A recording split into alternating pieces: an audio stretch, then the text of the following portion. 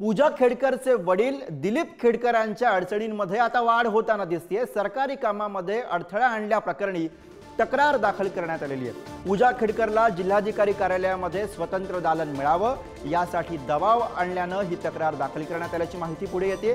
तहसीलदार दीपक आकडे यांनी बंड गार्डन पोलीस ठाण्यामध्ये याबद्दलचा अर्ज केलेला आहे।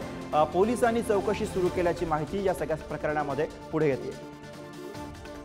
आणि याच विषयी आपण अधिक बोलूया। प्रतिनिधी ज्ञानेश्वर चौतमल सध्या आपल्या सोबत आहेत। ज्ञानेश्वर, एकीकडे पूजा खेडकर हिच्या अडचणीमध्ये वाढ झालेली आहे, दुसरीकडे मनोरमा खेडकर यांचं वेगळं प्रकरण समोर आहे आणि तिसरीकडे आता दिलीप खेडकर यांची सुद्धा अडचण होताना दिसते।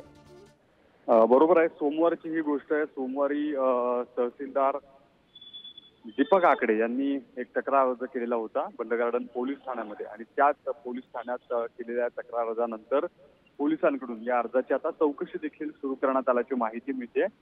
पूजा खेडकर हिला जिल्हाधिकारी कार्यालयामध्ये स्वतंत्र दालन मिळावं यासाठी दबाव आणल्यानं तिचे वडील दिलीप खेडकर यांच्या विरोधात तक्रार दाखल करण्यात आली आहे। सरकारी कामात अडथळा आणल्या प्रकरणाची ही तक्रार आहे आणि या सगळ्या वेगवेगळ्या गोष्टी समोर येत असताना दिलीप खेडकर यांच्या विरोधात हा तक्रार अर्ज आणखी दिलीप खेडकरांच्या अडचणींमध्ये वाढ करणारा ठरू शकतो। धन्यवाद ज्ञानेश्वर या सगळ्या सविस्तर माहितीसाठी।